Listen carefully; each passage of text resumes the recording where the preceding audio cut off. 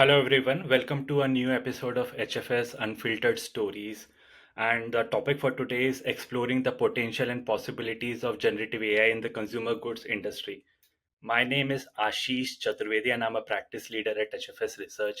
I'm also joined by Caitlyn Carr, who is CEO at Coca-Cola Bottlers Sales and Services, which is a shared services firm supporting over 60 bottlers and the Coca-Cola company in the US and Canada. We also have Wendy Earon here, who is a lead client partner at Genpact for consumer goods. She works with Coca-Cola bottler sales and services and multiple other clients in the US and Canada region. Welcome both of you. As an industry analyst, I every day talk to clients as well as providers, but not every day I have both of them together. So I am going to discuss some real questions today. But before that, great to have you both here. Thanks, Ashish. Welcome again. All right. So let me start with something that has come up in a recent study that we did in partnership with Genpact. And this was a study done on enterprise adoption of generative AI. We interviewed about 550 senior executives across the globe. And an interesting finding was that despite the huge potential, the adoption right now is very limited. So around 74% of executives agree to the fact that their organizations can find new avenues to value creation through generative AI. But despite this immense potential of generative AI, right now we see that in terms of adoption, only 17% have adopted generative AI in multiple areas of their business. And when it comes to consumer good, this number drops to just 11% of enterprises that have adopted generative AI. So my question is to both of you, why are we not seeing enough scaled generative AI deployments right now? It's a great question. I think, like all companies, we at CCBSS were really excited with the potential of generative AI and the consumer products good landscape. We have such high transactions and a lot of interactions with customers and consumers, and so it seems like there's an obvious opportunity to automate via generative AI. We started multiple use cases, proof of concepts about a year ago, and pretty quickly learned that it's not an easy lift. Similar to other more traditional forms of automation like RPA, it requires a lot of work getting your process and your data accurate, efficient, and effective. And so we've had to now kind of backtrack a bit, really be thoughtful about the use cases that we're pursuing, and do that upfront work to make sure all of our data is accurate, that we have the resources available with the right expertise to help train the models, as well as do a lot of testing. And so again, similar to some, more traditional types of automation, we've learned that, we have to be a lot more patient than I think many of us thought a year ago as we were listening to the hype around generative AI.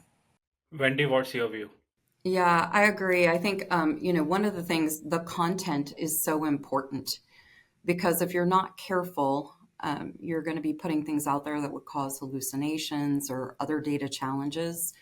So as we look at the POCs and things that we've tried to start with around, scaling this and scaling generative AI within CCBSS and some other places, I think we're seeing multiple areas where it makes it a little difficult to scale. So, one of those, first, it kind of, when you think about strategy, you can get into a bit of analysis paralysis thinking about use cases. And if you're not careful, that can really limit the progress that you can make across the board. And then I think the other thing that has become a challenge that's made us more aware is as we look at processes, sometimes security and integration can also be challenges. So it's getting the data right. It's making sure that you've got secure environments where you can use things appropriately. And then also it's about integrating that into the other tools and processes. And sometimes all of those things can be very limiting. And I think that's why you see so many people just focusing on the POC aspect right now, because it's a great way to test and learn and think about how we bring these processes to life. But it's going to take a little while to achieve that, like global type scale and enterprise scale. I want to continue with that thought of paralysis of analysis.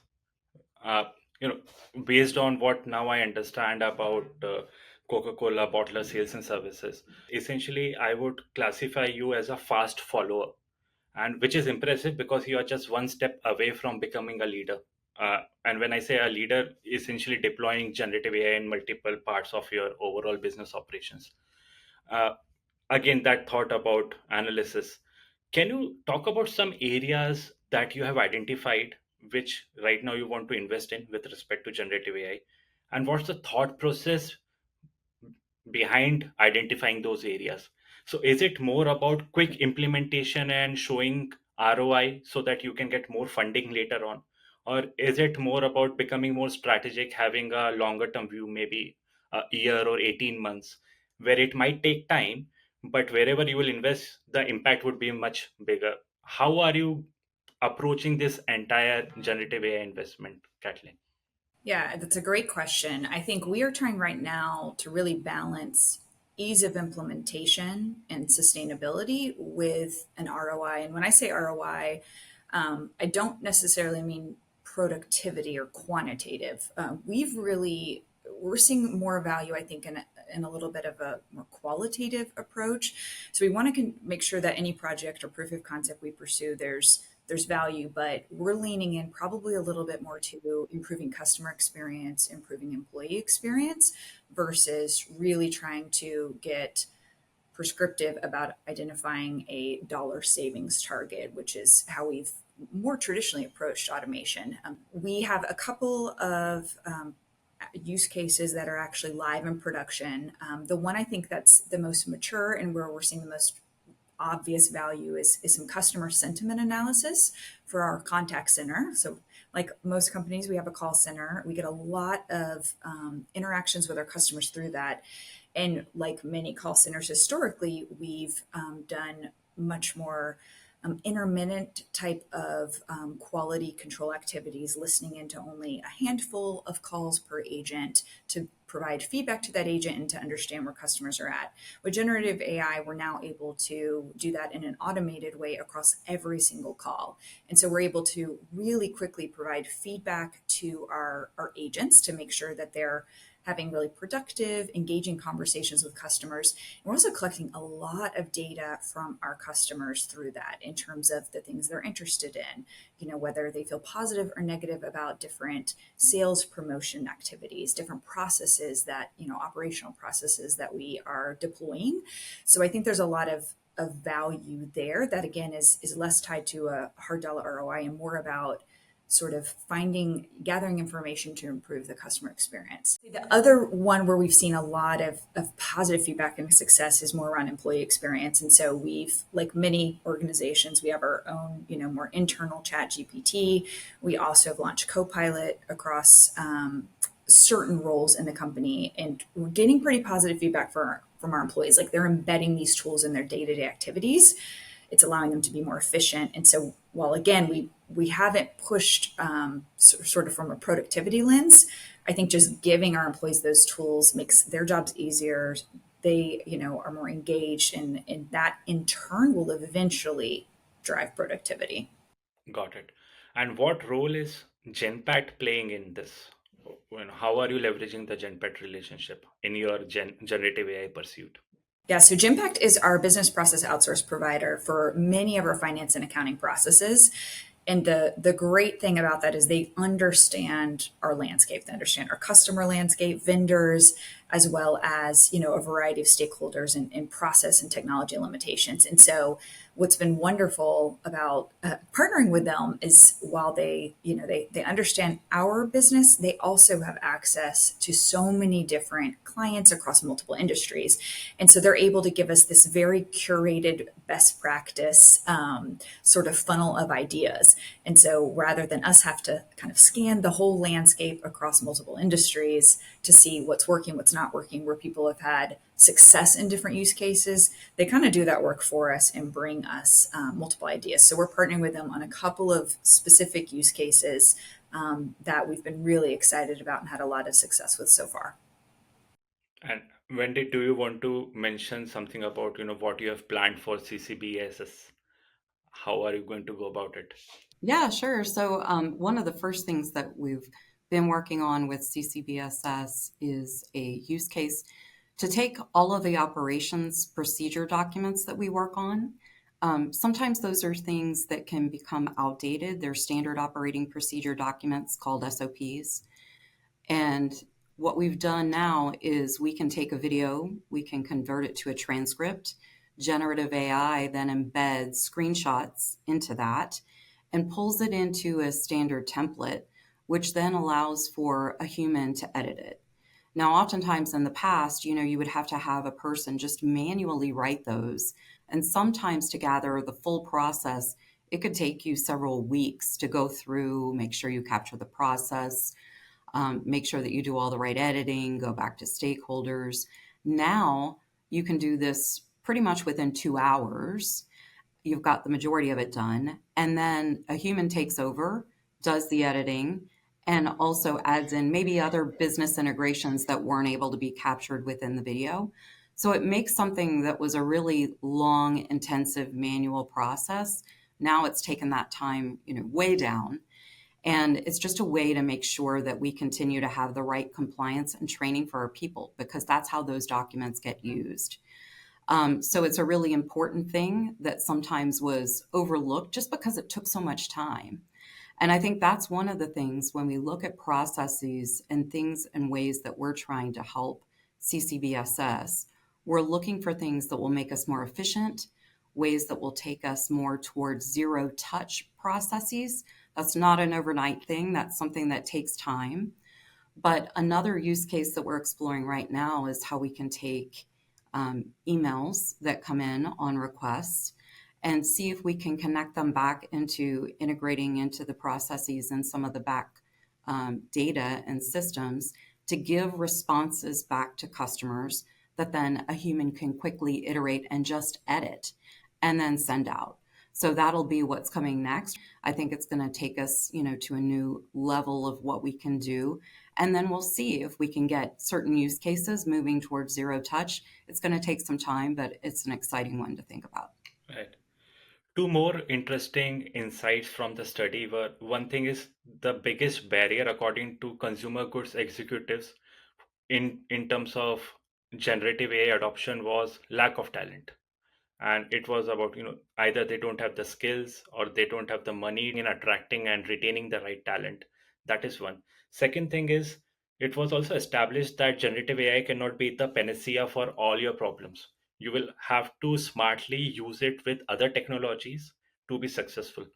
What are you right now seeing with your clients, not just with CCBSS but with all other clients? How are you approaching this conundrum?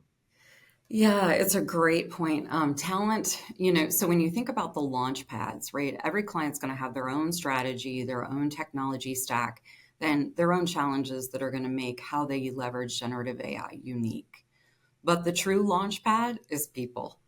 You can put all the technology in place, but it's about, one, driving a culture of upskilling and helping people see a better way. There is a better way to be able to do things. And you're going to need people with a lens on not only technology, but they have to understand processes. And there's got to be a little bit of an art to the creativity of it all on the other side of it.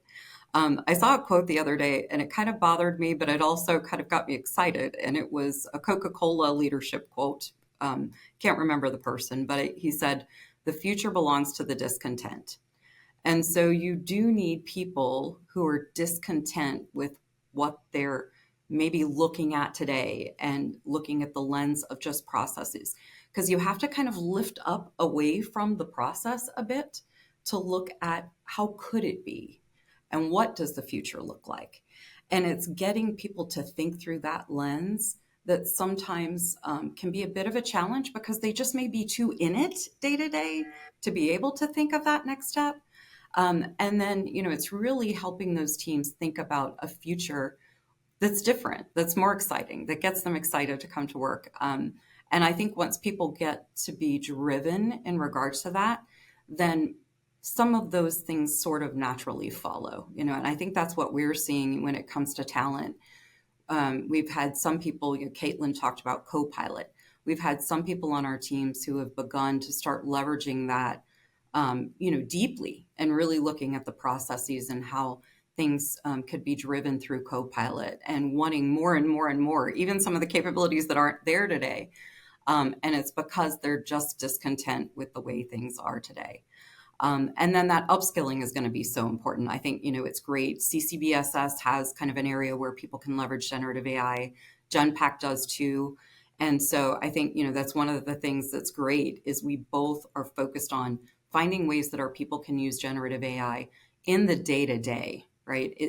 Of course, there's going to be the use cases where we want to work on the processes and try to drive those, but it's also about what can we do to try and go beyond that and just have people use it every day in what they do every day. Can't agree more. Uh, Again, coming back to Kathleen, I think Kathleen, you mentioned about when you think about identifying use cases, you also think about going beyond productivity gains. It cannot just be about productivity gains. But the study, the first two benefits that were identified by consumer goods executives, first one was they want to improve productivity and efficiency through generative AI, and the second one was competitive advantage. And I personally feel they are missing the point here because they can reimagine their entire operations through generative AI, and they are right now thinking small. How are you right now approaching this? What's your short term goals? What's your long term goals? And what's your aspiration? Also, is there a timeline you have given to yourself about how you will be approaching this entire generative AI maze? Yeah, that's a great question. I'll say one thing that really struck me about the study was the identification that there's kind of a 2 year horizon to really try to embed this within a company's operation and really reap the benefits to remain competitive. And so that's really the lens we've taken is we need to be, as you mentioned, a fast follower at a minimum, I think, to remain competitive. That within 2 years will be sort of the baseline expectation that generative AI is a tool we're leveraging pretty broadly across our organization. But we're not approaching this like we've done most automations in the past with a really tight view of productivity as the primary driver. We're trying to do this a little different. I think this is a different type of tool that prompts different thinking. And so we are really anchoring to customer experience and employee experience, as I mentioned. And the way we're trying to drive that is a little bit both top down and bottoms up. So we're deploying some employee productivity tools at really the front line pretty broadly and through different organic grassroots campaigns, trying to really encourage our associates to get familiar with using them. Wendy mentioned upskilling. We're holding a lot of different types of training sessions, best practice sharing, but letting that be kind of employee driven to a large degree. And we're seeing a lot of interest and excitement around that, which is wonderful. We're incenting that behavior positively in ways that we can. And then from a top down approach, we're partnering with our partners like Genpact to explore use cases, really focused quite a bit on customer experience across as many of the different services we offer as possible. And just find ways to drive that value and learn from the process of executing generative AI and quickly incorporate those learnings into the next proof of concept. And so this is different than I think most of the different sort of strategic transformation initiatives we've undergone, where we've had really crystal clear P&L driven ROI targets. We're being a little bit looser and more intuitive in this. I think we'll learn a lot from it, and we'll, as we always do, course correct as we learn throughout. But yeah, it's definitely much more of a just sort of value driven approach as opposed to productivity. I always feel when there are a lot of unknowns, flexible approach is the best approach. So I think that's the right approach. Kathleen and Wendy, it was a pleasure interacting with you, and I thoroughly enjoyed this stimulating discussion around generative AI and consumer product. Thank you. Thank Thank you. you. Appreciate it.